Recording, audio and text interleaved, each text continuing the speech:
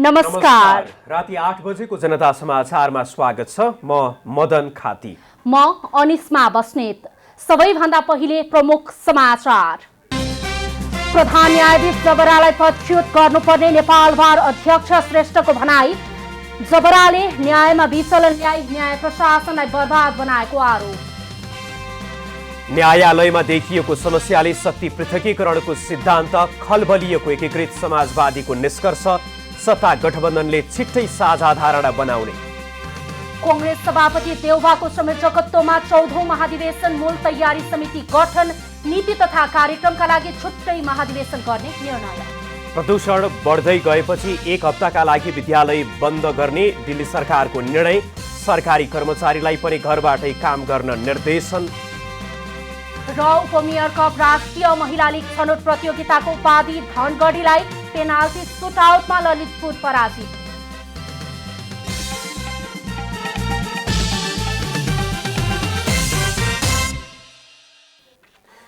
जनता समाचारमा अब पूरा समाचार।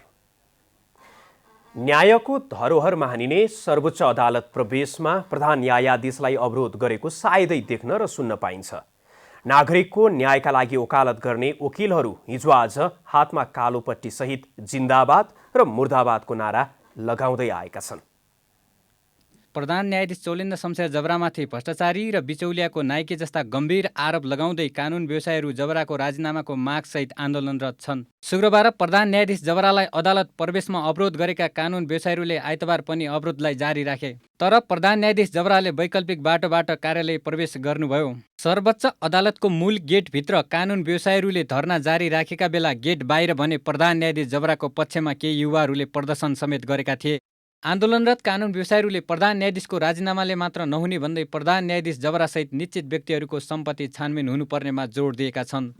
वरिष्ठ अधिवक्ता पूर्णमान साक्यले प्रधान न्यायाधीशलाई आफूहरूले बहिष्कार गरिसकेकाले जबराले गरेका कुनै पनि काममा बारको सहमति नहुने भनाइराख्नुभयो। त्यस्तै नेपाल बार एसोसिएसनका अध्यक्ष चण्डेश्वर श्रेष्ठले प्रधान न्यायाधीश जबरा संविधानत प्रधान न्यायाधीश भए पनि व्यवहारिक र आस्थाका आधारमा नभएको भनाइराख्नुभयो। उहाँले न्यायपालिकालाई ध्वस्त बनाउन खोजिराख्नु भएको छ।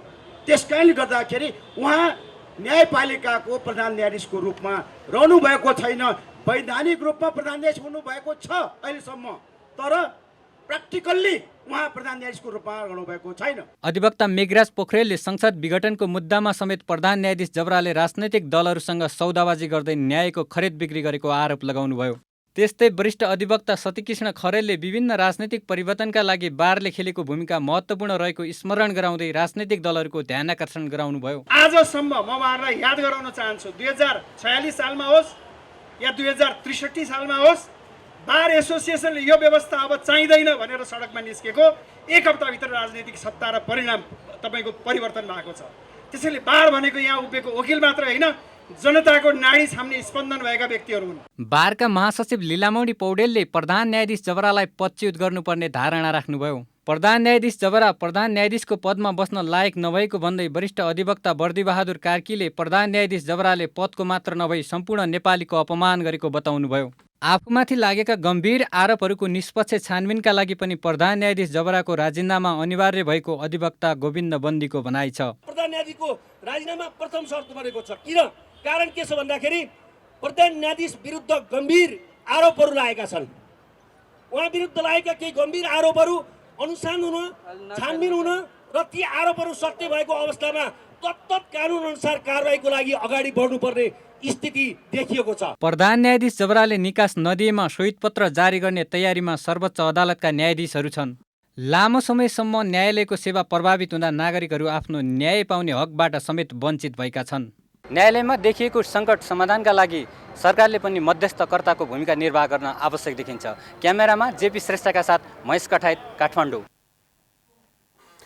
नेकपा एकीकृत समाजवादीले न्यायालयमा देखिएको समस्या समाधान गर्न राजनैतिक दलहरू र न्याय क्षेत्रका सरकारवाला पक्षहरूबीच एकीकृत अवधारणा बनाउन अपिल गरेको छ। पार्टीको आइतबार सम्पन्न केन्द्रीय कमिटीको बैठकले सर्वोच्च अदालतमा देखिएको विवादका विषयमा चाँडै गठबन्धनको साझा धारणा बनाउने समेत बताएको छ। बैठकले न्यायालयमा देखिएको समस्याले शक्ति पृथकीकरणको सिद्धान्त खलबलिने स्थितिमा पुगेको निष्कर्ष निकाल्दै समस्या समाधानका निम्ति सबै राजनैतिक दलहरू र न्याय क्षेत्रसँग सम्बन्धित सरकारवालाहरूको एकीकृत अवधारणा बनाउन अपिल गरेको प्रवक्ता जगन्नाथ खतिवडाले बताउनुभयो।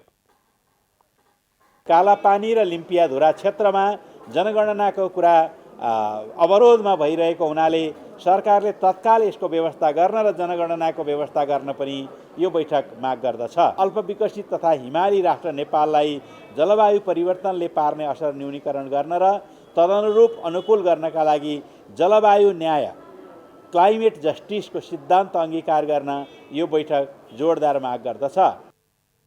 2 दिनसम्म चलेको केन्द्रीय कमिटीको बैठकमा प्रचार विभाग प्रमुख जगन्नाथ खतिवडाले प्रचारको योजना, पार्टी स्कुल विभाग प्रमुख प्रमेश हमालले पार्टी स्कुलको कार्ययोजना, संगठन विभाग प्रमुख बेदुराम भुसालले संगठन निर्माणको योजना र अर्थ तथा योजना विभाग प्रमुख डाक्टर विजय कुमार पौडेलले संगठन निर्माणको योजना प्रस्तुत गर्नुभएको थियो। त्यस्तै बैठकले अन्य पार्टीबाट आएका रामचन्द्र झा, वंशीधर मिश्र लगायतका नेताहरूलाई समेत विभिन्न कमिटीमा मनोनित गरेको छ। एक स्थायी कमिटी केन्द्रीय सचिवालय र केन्द्रीय कार्यालयले गरेका कामको जानकारी गराउने र निर्णयहरूको अनुमोदन गरेको छ। हामीले प्रदेशहरूको रिपोर्ट लिएका छौँ। 10वटा समूहमा यो विभाजन गरिएको थियो समूह छलफल। सबै समूहले आफ्ना रिपोर्टहरू प्रस्तुत गरे। एकीकृत समाजवादीले हालै पेट्रोलियम पदार्थ तथा खाना पकाउने एलपी ग्यासमा गरिएको मूल्य वृद्धि यथाशीघ्र फिर्ता गर्न पनि सरकारसँग माग गरेको छ। नेपाली कांग्रेसले पार्टी सभापति शेरबहादुर देउवाको संयोजकत्वमा पार्टीको 14औं महाधिवेशन मूल तयारी समिति गठन गरेको छ। बुढानीलकण्ठ स्थित पार्टी सभापति शेरबहादुर देउवाको निवासमा आइतबार बसेको केन्द्रीय कार्य समिति बैठकले सभापति देउवाको नेतृत्वमा महाधिवेशन मूल तयारी समिति गठन गरेको हो। पार्टी केन्द्रीय कार्य समितिका पदाधिकारी र सदस्यहरू, आमन्त्रित केन्द्रीय सदस्यहरू, संघीय संसदका सदस्यहरू, 7वटै प्रदेश संसदीय दलका नेताहरू मूल तयारी समितिको सदस्य रहने निर्णय पनि बैठकले गरेको पार्टीका प्रवक्ता विश्वप्रकाश शर्माले जानकारी दिनुभयो। त्यसैगरी बैठकले पार्टीको नीति तथा कार्यक्रम निर्धारण गर्न छुट्टै महाधिवेशन आयोजना गर्ने निर्णय पनि गरेको छ। 14औं महाधिवेशनले नेतृत्व मात्रै चयन गर्ने र त्यसबाट निर्वाचित हुने केन्द्रीय कार्य समितिले पार्टीको नीति तथा कार्यक्रमका लागि छुट्टै महाधिवेशन गराउने निर्णय गरिएको प्रवक्ता शर्माले बताउनुभयो।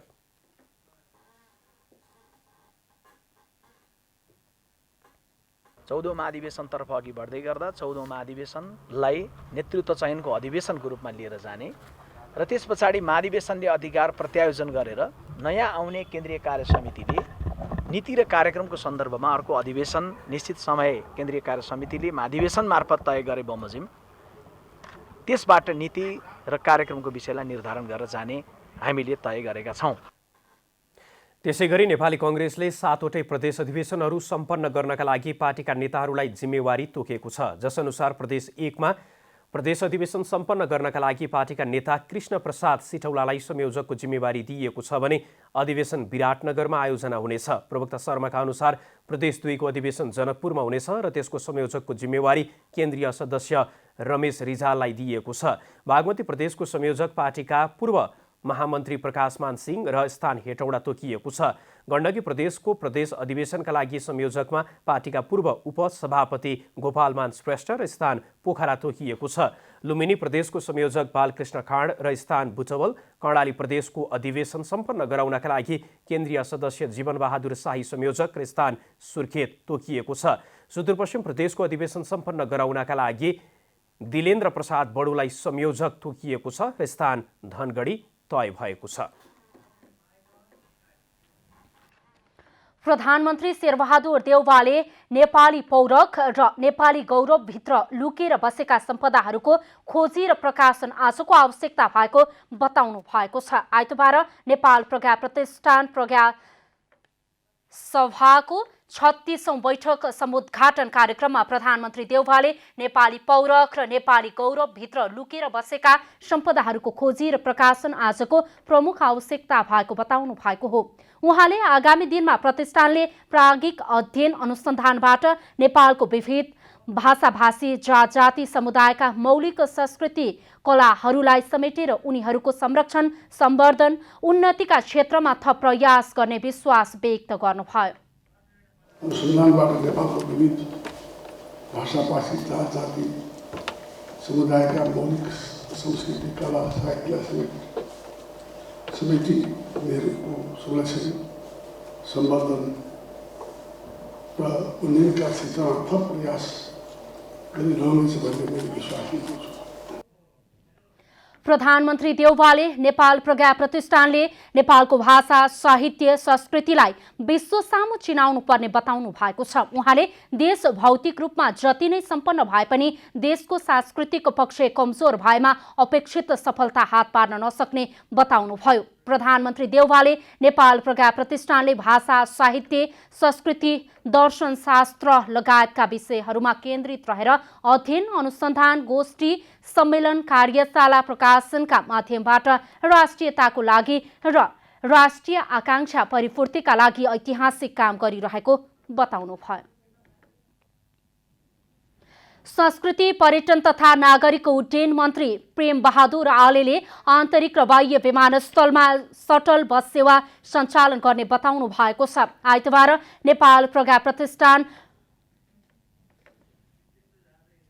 प्राज्ञ सभाको 36औं बैठकको समुद्घाटन समारोहमा मन्त्री आलेले आन्तरिक र बाह्य विमानस्थलमा सटल बस सेवा सञ्चालन गर्ने बताउनु भएको हो। उहाँले यात्रुहरूले विमानको भन्दा धेरै ट्याक्सी भाडा भएको गुनासो गरेपछि अब विमानस्थलमा 4वटा सटल बस निशुल्क सञ्चालन गरिने बताउनुभयो।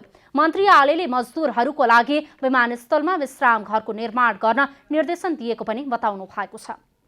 प्लेन भन्दा ट्याक्सी महँगो भयो भन्ने खालको गुनासो आएको हुनाले अब हामी एउटा सटल बस छिटै डोमेस्टिक एयरपोर्टमा र इन्टरनेसनल एयरपोर्ट काठमाडौँमा 4वटा सटल बस हामी सञ्चालन गर्दैछौँ। नेपाल नागरिक उड्डयन प्राधिकरणले निशुल्क हामी चाहिने त्यो सटल बस सेवा सञ्चालन गर्दैछौँ। पर्यटन मन्त्री आलेले भारतीय सिभिल एभिएसन मन्त्री ज्योतिरादित्य सिन्धियासँग भारतमा नेपाल एयरलाइन्सको 2वटा विमान उडान भर्ने व्यवस्था मिलाउन पनि आग्रह गरिएको बताउनु भयो। मध्यपुर थिमी नगरपालिका स्थित शङ्खधर चोकमा शङ्खधर पार्क बनेको छ। मध्यपुर थिमी नगरपालिका र काठमाडौँ महानगरपालिकाको साझेदारीमा निर्मित शङ्खधर पार्कको उद्घाटन आइतबार एक कार्यक्रमका बीच काठमाडौँ महानगरपालिकाका प्रमुख तथा उपत्यका नगरपालिका फोरमका अध्यक्ष विद्या सुन्दर साकेले उद्घाटन गर्नुभयो। मध्यपुर थिमी नगरपालिका वडा नम्बर 4 स्थित शङ्खधर चोकमा करिब 13 रोपनी क्षेत्रफलमा पार्क फैलिएको छ। 13 करोड 50 लाख रुपैयाँ लागतमा निर्माण भएको पार्कमा काठमाडौँ महानगरले 2 करोड रुपैयाँ सहयोग गरेको छ। पार्कमा नेवारी समुदाय र काठमाडौँ उपत्यकाको वास्तुशिल्प र कलालाई देखाइएको छ। उपत्यकाको मौलिक शैलीमा निर्माण गरिएको मध्यपुर थिमी नगरपालिकाले बताएको छ। मध्यपुर थिमी नगरपालिकाले ऐतिहासिक र पुरातात्विक महत्त्वको सम्पदालाई संरक्षण र पुनर्निर्माण गर्न योजना बनाएर नै काम गरिरहेको छ। पछिल्लो 24 घण्टामा देशभर थप 306 जनामा कोरोना भाइरस संक्रमण पुष्टि भएको छ। 8008 जनाको पीसीआर परीक्षण गर्दा 291 जना र 1598 जनाको एन्टिजेन परीक्षण गर्दा 15 जना गरी 306 जनामा कोरोना भाइरसको संक्रमण देखिएको स्वास्थ्य तथा जनसङ्ख्या मन्त्रालयले जनाएको छ। यस्तै पछिल्लो 24 घण्टामा कोरोना संक्रमणबाट 6 जनाको मृत्यु भएको छ भने 348 जना निको भएका छन्। आइतबार थपिएसँगै नेपालमा कोरोना संक्रमितको कुल संख्या 9,12,053 पुगेको छ। यो सँगै नेपालमा मृत्यु हुनेको संख्या 11,477 पुगेको छ भने 7,98,274 जना संक्रमण मुक्त भएका छन्। मन्त्रालयका अनुसार हाल देशभर सक्रिय 7,215 जना संक्रमित रहेका छन्। खाना पकाउने ग्यास, पेट्रोल र डिजेलको निरन्तर मूल्य वृद्धि भएपछि अहिले त्यसको चौतर्फी विरोध भइरहेको छ। पेट्रोल र डिजेल जस्ता वस्तुको तत्काल विकल्प नभए पनि स्वदेशमै सम्भावना भएका वैकल्पिक ऊर्जा प्रयोग गर्न सके उपभोक्ताको खर्चमा कटौती हुनुका साथै मुलुकको व्यापार घाटा कम हुन गई अर्थतन्त्रमा टेवा पुग्ने विज्ञहरूको सुझाव छ। गत बिहिबार बढेको मूल्यसहित नेपाल आयल निगमले 2076 चैत 11 गते लकडाउनपछि मात्रै 21 पटक पेट्रोलियम पदार्थको मूल्य बढाएको छ। कोरोना महामारीका कारण सर्वसाधारणको आय स्रोत खुम्चिएको अवस्थामा सरकारी स्वामित्वको निगमले जनतालाई इन्धनको मूल्य बढाएर भार थोपरेको भन्दै चौतर्फी विरोध भइरहेको छ। गाह्रो भइरहेको छ काम गर्नलाई, काम गर्न आउनु पर्यो, अब मेसिनमा तेल हाल्नै पर्यो, काम गरेर खाने मान्छेलाई गाह्रो छ, समस्या छ। अब आयल निगमले पनि सक्दो ठिक्कको कर राखेर हामीलाई ठिक्कको मूल्य निर्धारण गरिदिएदेखि राम्रो हो हैन। निगमले भने अन्तर्राष्ट्रिय बजारमै इन्धनको मूल्य बढिरहेका कारण नेपालमा पनि मूल्य बढाउनु परेको प्रष्टीकरण दिँदै आएको छ। लगातार इन्धनको मूल्य बढेपछि आयातित इन्धनको कम प्रयोग गर्दै खाना पकाउने ग्यासको सट्टा इन्डक्सन चुलो तथा डिजेल पेट्रोलबाट चल्ने सवारी साधनको ठाउँमा विद्युतीय सवारी साधन प्रयोग गर्न सकिने विज्ञहरूको सुझाव छ। गरिबभन्दा गरिब जनताको नाउँमा चाहिँ सहायता हुनु पर्थ्यो, शिक्षाको कुरा हुनु पर्थ्यो, स्वास्थ्यको कुरा हुनु पर्थ्यो। ती सबै कुरामा खर्च हुनुपर्ने पैसा चाहिँ सब्सिडी, ट्याक्स कट, हवाई इन्धन कति पर्सेन्टले हवाईजहाज भेटेका छन्, चढेको कुरा छोडिदिनुहोस् न। अहिलेको मूल्य वृद्धिमा सरकारले एउटा कुरा विचार गर्नुपर्थ्यो, किनभने अहिले रोजगारदाताहरू, रोजगारी प्राप्तकर्ताहरू, समग्र बजार प्रणाली चाहिँ कोभिडले थिलथिलो भएको अवस्था छ। नेपाल विद्युत प्राधिकरणका अनुसार अहिले मुलुकमा विद्युत मागभन्दा आपूर्ति बढी भएको अवस्था छ। दिनमा 200 मेगावाट र रातमा 500 मेगावाट विद्युत खेर गइरहेको छ। प्राधिकरणले मङ्सिर महिनादेखि लागू हुने गरी विद्युत महसुल घटाएर विद्युत बढीभन्दा बढी उपयोग गर्न प्रोत्साहित गरिरहेको छ। त्यस्तै प्राधिकरणले विद्युतीय सवारी साधनलाई आवश्यक पर्ने चार्जिङ स्टेसन निर्माणको काम तीव्र अगाडि बढाएको छ। हामीले इलेक्ट्रिकल भेहिकलमा हामी इलेक्ट्रिसिटी दिइरहेछौँ, त्यो करिब 5 रुपियाँदेखि 6 रुपियाँको हाराहारीमा मात्रै छ।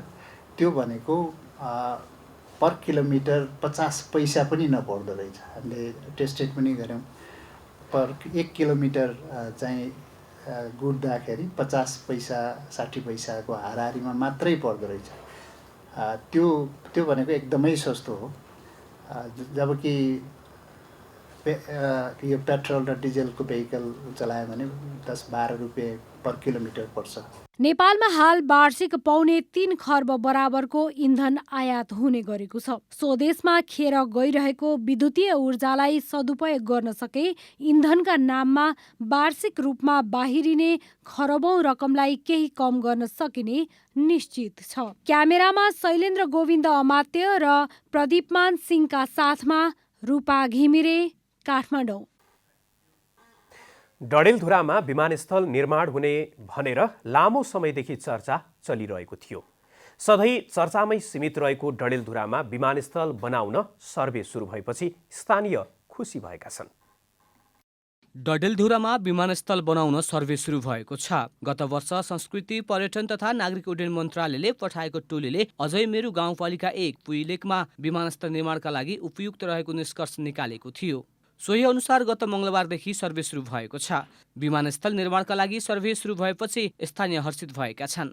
हाम्रो सुदूरपश्चिम प्रदेशभरि विमानस्थल नभएको जिल्ला भनेर डडेलधुरालाई नै चिनिन्छ। डडेलधुरा फेरि सुदूरपश्चिमका 9 जिल्ला जोड्ने सेन्टर पोइन्टको हब पनि हो र डडेलधुरादेखि 9वटै जिल्ला जोड्ने हब भए हुनाले हवाई यातायातसँग नेपाली जनतालाई जोड्नु, विकाससँग हवाई यातायातलाई जोड्नुको लागि डडेलधुरा सुदूरपश्चिमकै सबैभन्दा उपयुक्त एयरपोर्ट हुने स्थलको रूपमा पछिल्लो चरणमा देखिएको छ। सकारात्मक रूपले लिइरहेछौँ। यो हुनु जरुरी छ हैन। विकासका पूर्वाधार भनेर सञ्चार, विद्युत अनि चाहिने यातायात महत्त्वपूर्ण कुरा हो। डडेलधुरामा विमानस्थल निर्माणका लागि माग राखेको भए पनि लामो समयसम्म सरकारवालाले चासो नदेखाएको स्थानीय नेताहरूको भनाइ छ। हामीले प्रारम्भिक रूपले हेर्दाखेरि इन्जिनियर साहबहरू पनि सल्लाह गर्दाखेरि मोटामोटी यहाँ चाहिँ बन्ने सम्भावनाहरू त्यति अब्स्ट्याकलहरू धेरै छैनन् भन्ने किसिमको कुरा छ। सुदूरपश्चिमको पहाडी जिल्ला डडेलधुरा विमानस्थल नभएको एकमात्र जिल्ला हो। 7 पहाडी र 2 तराईको जिल्ला जोड्ने यहाँ विमानस्थल भने बन्न सकेको छैन। डडेलधुरामा विमानस्थल बने यहाँका नागरिकको आयस्तरमा समेत वृद्धि हुने अपेक्षा गरिएको छ। पुइलेक डडेलधुरा सदरमुकामबाट 12 किलोमिटर टाढा पर्छ। पुइलेकदेखि बैलडाँडासम्मको 1200 मिटर जग्गामा सम्भाव्यता सर्वे सुरु भएको हो। एयरपोर्टलाई अलि भौगोलिक हिसाबले कठिन भए तापनि सकेसम्म कम खर्चमा कसरी एयरपोर्ट बनाउन सकिन्छ भनेर हामी चाहिँ सर्वे गरेर सर्वे डिजाइनहरू त्यो अनुसारले सकेसम्म इकोनोमिक डिजाइन गरेर हामी अगाडि बढाउँछौँ र विस्तृत कुरा चाहिँ डिजाइन सम्पन्न भएपछि मात्र भन्न सकिन्छ। धनगढी नेपालगञ्जमा हुस्सु लगायतका कारणले उडान बन्द भए यहाँबाट उडान गर्न सकिने प्राविधिकहरूको भनाइ छ। डडेलधुराबाट ललित बोहराको रिपोर्ट। सामाजिक सद्भाव र शान्ति प्रवर्धनका लागि धर्मगुरुहरूबीच राष्ट्र स्तरीय अन्तर सांस्कृतिक संवाद कार्यक्रम भएको छ। आइतबार ललितपुरमा आयोजित कार्यक्रममा अन्तर्धार्मिक गुरुहरूले देशमा भइरहेको अन्तर्धार्मिक समस्याहरूको बारेमा संवाद गरेका हुन्। अन्तर्धार्मिक शान्ति महासंघ नेपालको आयोजनामा भएको कार्यक्रममा अन्तर्धार्मिक शान्ति महासंघ नेपालका महासचिव महेन्द्र भट्टराईले बाहिरी प्रभावका कारण देशमा विभिन्न धर्मप्रति भइरहेका हस्तक्षेप र प्रभावको बारेमा छलफल भएको बताउनुभयो। उहाँले देशमा धार्मिक सामञ्जस्यको खाँचो रहेकाले त्रुटिलाई सच्याउन र समाजमा धार्मिक सामञ्जस्यता कायम गर्नका लागि संवाद कार्यक्रम आयोजना गरेको बताउनु भयो।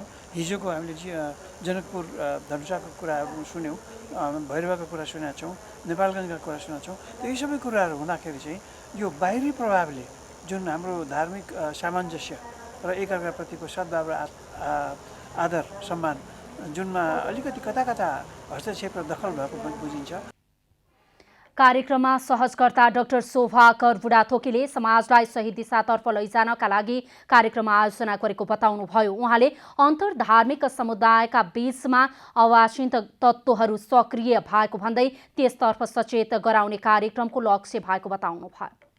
अब अवांछित तत्त्वहरूले सक्रिय रहिरहेका हुन्छन्। हामीले चाहिँ कुनै यो धर्मको प्रचारको कुरा गरिरहेका छैनौँ। यहाँ धार्मिक गुरुहरूका बीचमा अन्तर्धार्मिक समुदायका बीचमा सहकार्यको कुरा गरिरहेका छौँ र अन्तर्धार्मिक समुदायका बीचमा सहकार्य भयो भने कुनै पनि समस्यालाई चाहिँ सही रूपमा चाहिँ पहिचान गर्न र समाधान गर्न सहयोग पुग्छ। कार्यक्रम सहजकर्ता बुढाथोकीले गलत गतिविधिलाई धर्मको आवरण दिएर कुकृत्य हुने गरेको आरोप समेत लगाउनु भएको छ। आगामी पुस 2, 3 र 4 गते 6औं चितवन अन्तर्राष्ट्रिय औद्योगिक प्रदर्शनी 2078 आयोजना हुने भएको छ। चितवन उद्योग संघले आयोजना गर्दै आएको सो मेला चितवन प्रदर्शनी केन्द्र भरतपुरमा आयोजना गर्न लागि आइतबार काठमाडौँमा पत्रकार सम्मेलन गरी जानकारी गराइएको हो। प्रदर्शनीमा राष्ट्रिय तथा अन्तर्राष्ट्रिय गरी 200 भन्दा बढी स्टलहरू रहनेछन्। उद्योग क्षेत्रमा भित्रिएका नयाँ प्रविधि हस्तान्तरण गर्ने, नेपाली उत्पादनहरूको बजारीकरणका लागि सहज गर्न र नयाँ उद्योग खोल्न चाहनेहरूलाई आकर्षण गर्नका लागि सो प्रदर्शनी आयोजना गर्न लागि चितवन उद्योग संघले जानकारी दिएको छ। कार्यक्रम हो, यसमा हामीले आर्थिक सङ्घ कोही भित्र पैसा लिने गर्दैनौँ। हामीले मात्र टेक्नोलोजी ट्रान्सफर गर्ने, बजारीकरणको नेपाली उत्पादनहरूको बजारीकरणको लागि सहज गर्ने र यसको लागि चाहिँ उत्पादनमा जो नयाँ इन्डस्ट्रीमा आउन खोज्नुपर्छ इन्टरप्रेन्योरहरूलाई चाहिँ आकर्षण गर्नको लागि चाहिँ यो मेला गरिएको हो। यसमा त्यत्रो आर्थिक कति कारोबार हुन्छ भन्ने लाग्दैन। फेरि पनि इभन गर्दै गर्दाखेरि चाहिँ करिब 2 देखि 7.5 करोड रुपियाँ चाहिँ यसमा खर्च हुन्छ, किनभने ती व्यवस्थापन गर्ने कुराहरू यो खर्चहरू ती आउँछन्। यो नाफा नोक्सानको हिसाबले चाहिँ कारोबारमा त्यसले अर्थ राख्दैन। प्रदर्शनीमा राष्ट्रिय आविष्कार केन्द्र पनि सहभागी हुने भएको छ। उद्योगी र उद्यमीहरूलाई सेपुवामा पार्ने परम्पराको अन्त्य गर्दै आफूले सकेको उद्यम गरेर देशको सेवा गर्न यस्ता खालका प्रदर्शनीहरू आयोजना हुने गरेको केन्द्रका अध्यक्ष महावीर पुनले बताउनु भयो। देशलाई समृद्धि बनाउने भनेको उद्योगीहरू र उद्यमीहरूले हो। सरकारको काम, नेताहरूको काम के हो भन्दाखेरि त्यो उद्योगीहरूलाई, उद्यमीहरूलाई काम गर्ने सजिलो एउटा वातावरण मात्रै बनाइदिने हो। सजिलो वातावरण बनाइदियो भने उद्यमीहरू आफै बन्छन्। प्रदर्शनीमा निःशुल्क प्रवेशको व्यवस्था गरिएको छ।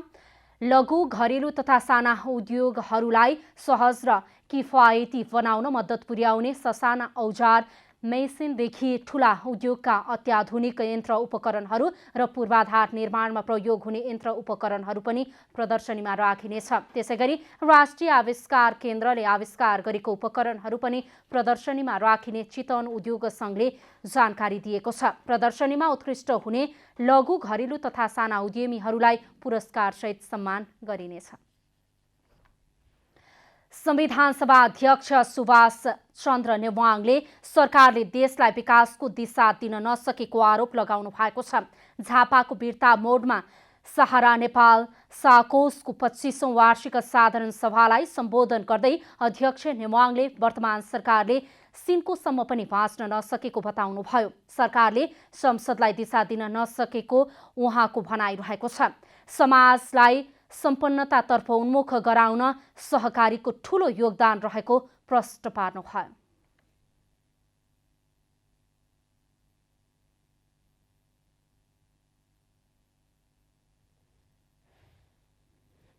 वास्तवमा अहिले संसदले एउटा सिङ्को भाँचेको छैन। उसले बिजनेस के गर्यो त भन्दा सरकारले उसलाई बिजनेस दिन सकेको छैन। सरकारको बिजनेस बेगर संसद चल्दैन। संसदमा व्यक्तिगत रूपमा सांसदहरूले पनि विधेयक राख्न सक्छन्, तर त्यो प्राइभेट बिल निजी विधेयक हुन्छ। निजी विधेयकको आधारमा संसद चल्दैन।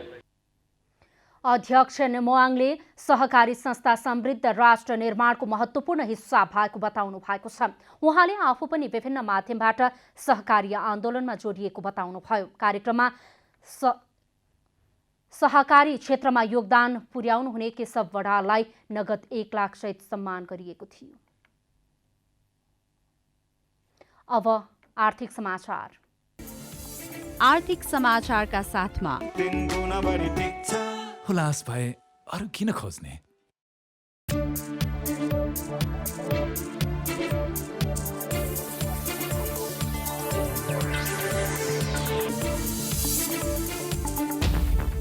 चिनिया र नेपाली लगानीकर्ताको साझेदारीमा सञ्चालित होङसी शिवम सिमेन्टमा राष्ट्रिय प्रसारणको बिजुली पुगेको छ।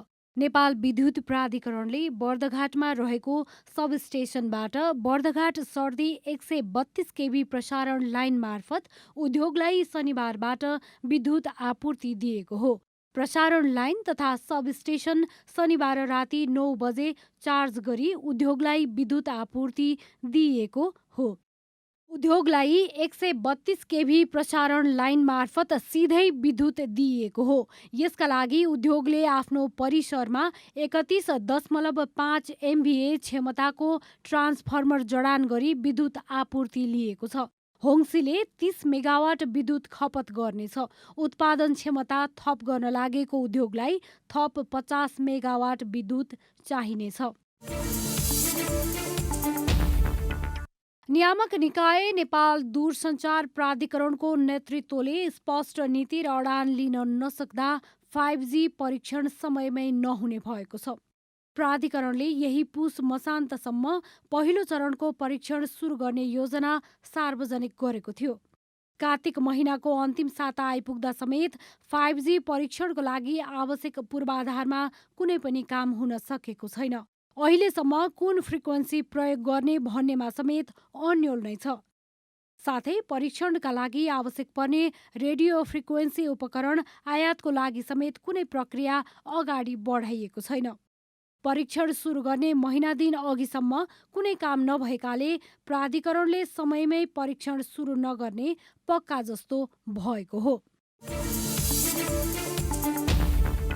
नेपाल राष्ट्र ब्याङ्कका गभर्नर महाप्रसाद अधिकारीले अर्थमन्त्री जनार्दन शर्मा सामु मङ्सिर पहिलो हप्ता आउन लागेको मौद्रिक नीतिको समीक्षाबारे ब्रिफिङ गर्नुभएको छ। गभर्नर अधिकारीले मङ्सिर पहिलो साता आउने मौद्रिक नीतिको त्रैमासिक समीक्षा, देशको वर्तमान आर्थिक अवस्था, अहिले बजारमा देखिएको तरलता अभावका बारेमा अर्थमन्त्री सामु ब्रिफिङ गर्नुभएको हो। मौद्रिक नीतिको पहिलो त्रैमासिक समीक्षालाई अर्थपूर्ण तरिकाबाट हेरिएको छ। देशको अर्थतन्त्रलाई गतिशील बनाउनका लागि मौद्रिक नीतिमा परिवर्तन गर्नुपर्ने सरकारवालाहरूले औँल्याइरहेका छन्। शुक्रबार बैंकर र नेपाल राष्ट्र बैंकका गभर्नरसँग तरलता सहज गराउने विषयमा छलफल गर्नुभएका अर्थमन्त्री जनार्दन शर्माले आइतबार गभर्नर महाप्रसाद अधिकारी र अर्थ सचिव मधुकुमार मरासिनीसँग अर्थ मन्त्रालयमा छलफल गर्नुभएको हो।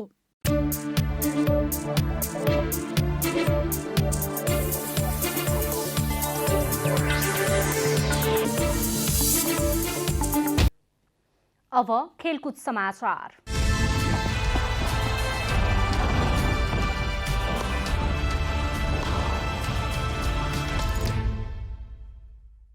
धनगढी उपमहानगरपालिकाले उपमेयर कप राष्ट्रिय महिला लिग छनौट प्रतियोगिताको उपाधि जितेको छ। एन्फा कम्प्लेक्स सातो बाटोमा आइतबार भएको फाइनलमा ललितपुर महानगरपालिकालाई पेनाल्टी सुटआउटमा 3-1ले पराजित गर्दै धनगढी च्याम्पियन बनेको हो। खेलको निर्धारित समय 3-3 गोलको बराबरीमा सकिएपछि खेल पेनाल्टी सुटआउटमा गएको थियो। पेनाल्टीमा धनगढी सफल भयो। पेनाल्टीमा धनगढीकी रेबिका पाण्डे, रेखा पौडेल र बिर्सना चौधरीले गोल गरिन्। सरस्वती रोकायाको प्रहार ललितपुरकी गोलकिपर अङ्किता राईले बचाइन्। ललितपुरकी निर्मला विकले गोल गरिन्। सम्झना लावतीको प्रहार बाहिरिँदा आशा कुश्वर र रजनी थोकरको प्रहार धनगढीकी गोलकिपर उषा नाथले बचाइन्। पेनाल्टी अघि प्रतिस्पर्धात्मक बनेको फाइनलमा सुरुवाती 2 गोलको अग्रता जोगाउन नसक्दा ललितपुर उपाधिबाट वञ्चित भएको हो। खेलको 12औं मिनेटमा मनिषा सेनले गोल गर्दै ललितपुरलाई सुरुवाती अग्रता दिलाएकी थिइन्। उपाधिसँगै धनगढीले 5 लाख नगद प्राप्त गरेको छ। उपविजेता बनेको ललितपुरले 3 लाख प्राप्त गरेको छ। यस्तै विजेता धनगढी र उपविजेता ललितपुर राष्ट्रिय लिगमा समेत छनौट भएका छन्। प्रतियोगितामा 31 टोलीले प्रतिस्पर्धा गरेका थिए।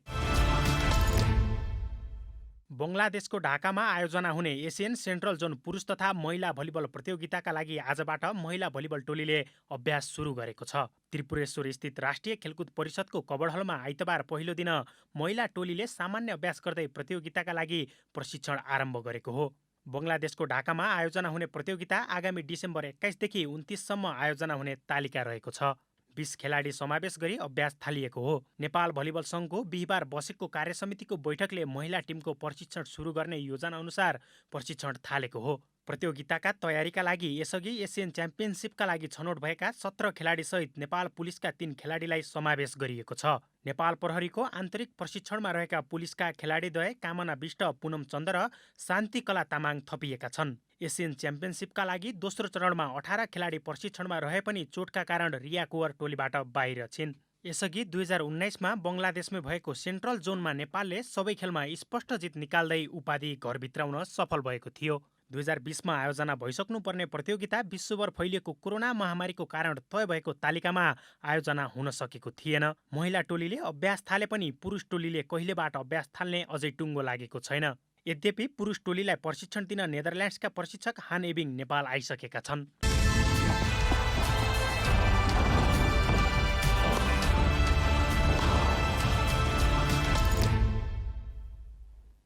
अब मौसम समाचार।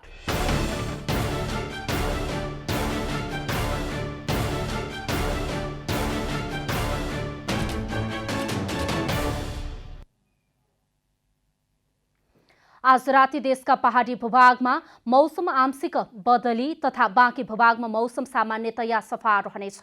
गण्डकी प्रदेशका हिमाली भूभागका 1-2 स्थानमा हल्का हिमपातको सम्भावना रहेको जल तथा मौसम पूर्वानुमान महाशाखाले जनाएको छ। अब देशभरका विभिन्न स्थानका मौसम सम्बन्धी थप विवरण।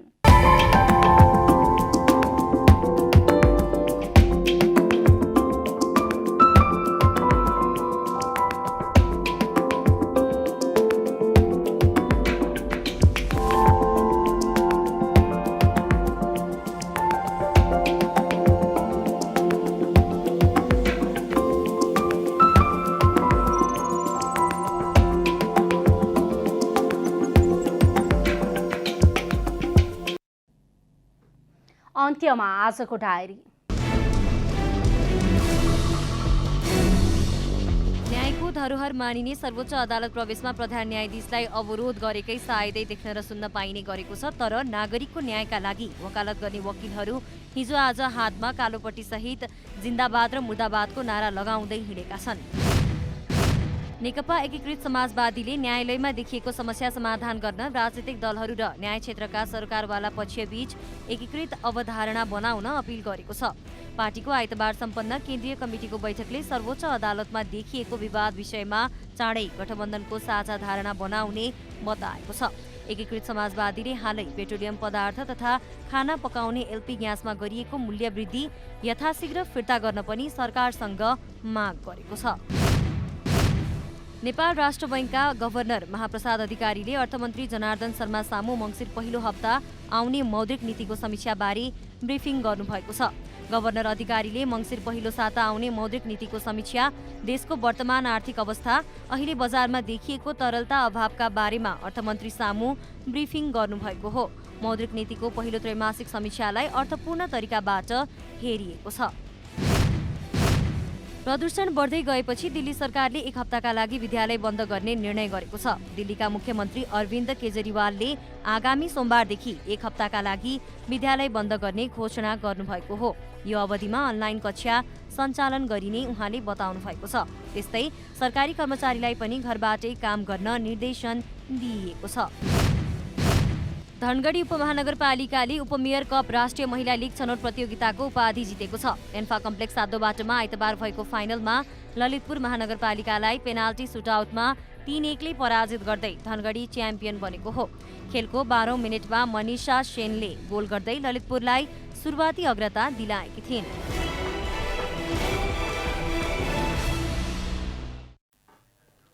जनता समाचार अहिलेलाई यति नै। जनताद्वारा जनताका लागि प्रसारित जनता टेलिभिजन हेरिरहनुहोस्। नमस्कार।